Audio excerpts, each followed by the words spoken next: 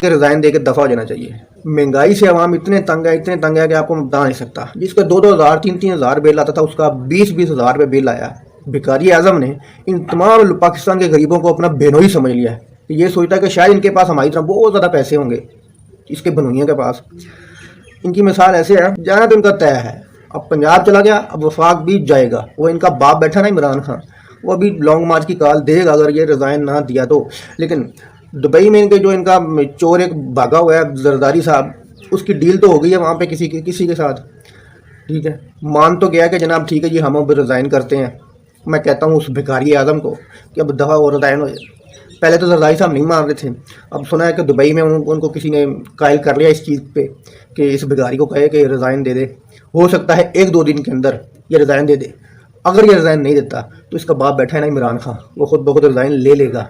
पंजाब में हुकूमत चलेगी, अब वफाक में भी जाएगी। इनकी मिसाल वही होगी, 100 छित्र भी खाने हैं तो 100 गंढे भी खाने हैं, ठीक है। एक चोर फड़ਿਆ ਜਾਂਦਾ ਕਿਸੇ ਪਿੰਡ ਦੇ ਵਿੱਚ ਤੇ ਉਹਨੂੰ ਨੰਬਰਦਾਰ ਕੋਲ ਲੈ ਜਾਂਦੇ ਨੇ ਤੇ ਹਾਂ ਉਹਨੂੰ ਕਹਿੰਦੇ ਨੇ ਕਿ ਸਰ ਜਨਾਬ ਇਹ ਚੋਰੀ ਕਰਦਾ ਫੜਿਆ ਗਿਆ। ਤਾਂ ਨੰਬਰਦਾਰ ਕਹਿੰਦੇ ਓਏ ਇੱਧਰ ਆ, ਤੂੰ ਚੋਰੀ ਕੀਤੀ? ਉਹ ਕਹਿੰਦਾ ਹਾਂ ਜੀ ਮੈਂ ਚੋਰੀ ਕਰਦਾ ਸੀ, ਇਹਨਾਂ ਨੇ ਮੈਨੂੰ ਫੜ ਲਿਆ। ਉਹ ਕਹਿੰਦਾ ਜੀ ਇਹਨੂੰ ਸਜ਼ਾ ਦਿਓ ਕੋਈ। ਨੰਬਰਦਾਰ ਕਹਿੰਦਾ ਹਾਂ ਵੀ ਗੰਢੇ ਖਾਣੇ ਆ ਕਿ 100 ਛਿੱਤਰ ਖਾਣੇ ਆ? ਦਿਲ ਜੀ ਸੋਚਦਾ ਮੈਂ ਗੰਢੇ ਖਾ ਲੈਣਾ, ਛਿੱਤਰਾਂ ਨਾਲ ਤਾਂ 60 ਵਜੇਗੀ। 100 ਗੰਢੇ ਅੱਗੇ ਲਿਆ ਕੇ ਰੱਖ ਦਿੰਦੇ ਨੇ ਉਹਦੇ, ਉਹ 2-3 ਖਾਂਦਾ ਤੇ ਉਹ ਕੋਲ ਖਾਦੇ ਨਹੀਂ ਜਾਂਦੇ। ਉਹ ਫਿਰ ਕਹਿੰਦਾ ਜੀ ਛਿੱਤਰ ਹੀ ਮਾਰ ਲਓ ਜੀ ਮੈਨੂੰ, ਗੰਢੇ ਤਾਂ ਬਹੁਤ ਕੌੜੇ ਨੇ। ਉਹ ਜਦੋਂ 4-5 ਛਿੱਤਰ ਪੈਂਦੇ ਨੇ ਤੇ ਉਹਦੀ दाड़ निकलती है तो वो कहना जी मैं गंढे खाने, मैं छित्र नहीं खाने। वो फिर गंढे खाने शुरू कर देता, 4-5-10 गंढे खाता है। फिर कहना जी मेरी बस छित्र मार लो, वो फिर छित्र मार देने। और मतलब जी 100 छित्र भी खा ले उन्हें तो 100 गंढे भी खा ले। हुण यही सेम ही कहानी इन्हां प्यो पुत्रा नाल बननी है, भिखारी आज़म नाल ते भिखारी आला नाल। भिखारी आला तो दफ़ा हो गया, ਉਹਦੀ शेरवानी लीरो लीर कर दी है जनाब परवेज़ लाई साहब ने ते PTI वालियां ने।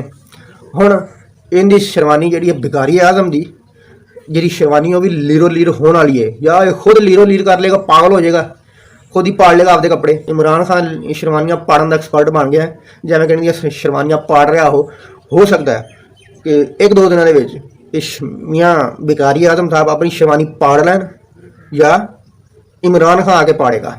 दोस्तों वीडियो अच्छी लगी तो लाइक करना, चैनल को सब्सक्राइब करना। अल्लाह हाफिज़।